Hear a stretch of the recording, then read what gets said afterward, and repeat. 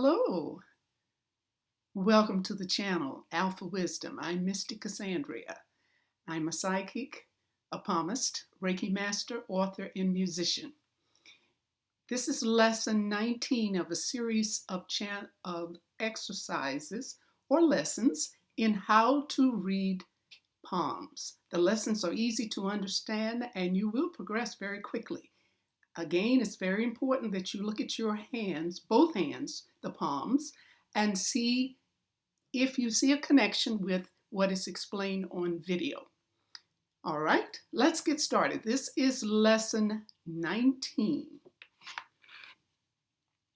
Now we see our palm with more defined lines. I believe you could see these. Okay, we have the lifeline, the headline, there's a heart line, and there is a fate line, which I call the career line, because this has to do what you are doing with your life professionally. All right. Now, let's take a look at the lifeline. Now, the lifeline is joined to the headline. Remember, that is between your thumb and your index fingers. This is the location where the lifeline starts. The headline also starts there. And you notice that they seem to be joined together at the beginning, and then they tend to expand out. Now, you could see clearly the lifeline is well defined. There are no broken lines there. A little further down as we get toward the wrist, we may see like the line has stopped and there is another line coming there.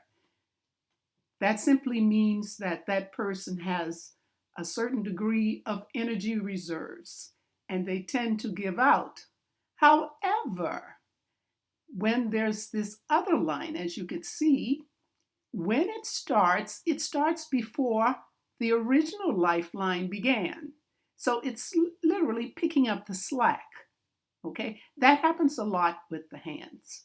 And we always compare what's happening in the left hand with what is happening in the right hand. This is the right hand. So a complete analysis requires both hands so we can see what happened with the left hand and how it's working out with the right hand. Okay, now taking a look at the headline seems to branch out and go straight. Whenever the two lines, lifeline and headline, are joined together, this means this person is very close to the family. Many times the parents are a little domineering. The child follows the rules. But around the age 19, this person tends to move out on his own. When I say move out, I'm talking about in his thinking, his degree of making decisions for him or herself. All right? And they tend to take up the habits, what they learned in the family, and that may be a good thing. All right, moving on, we have the heart line, which starts just below the little finger. That's the percussive side of the hand. And there are a few little errors or little problems in the heart line. That's almost non-mentionable because as you put your heart into things or your feelings and emotions, you might get a little hurt. It's like a learning lesson. And then once you've developed and you've experienced many things, you know how to avoid certain situations that may cause the same issue. And then the line tends to run between the middle finger, which you've been introduced to as Saturn, and the index finger. That's common, all right? That simply means that the person who has a heart line that moves like that is interested in moving forward and looking for higher levels of things and fairly satisfied, has a group getting a grip on their situation. Now we go on to the line that's in the middle of the palm. It doesn't seem to be quite as well defined, but it is the fate line, a career line. And you notice it starts not in the center. It seems to be going toward the percussive portion of the hand. Whenever we have a line that comes from that direction, it means that the person has made the decision on the kind of work they want to do. And also, this is work considered service oriented to help people. Sometimes it starts out as volunteer work and maybe a little salary comes in. But this line continues all the way up to just crossing the heart line. So this is a profession the person seems to be quite satisfied with because it's heading toward the middle finger.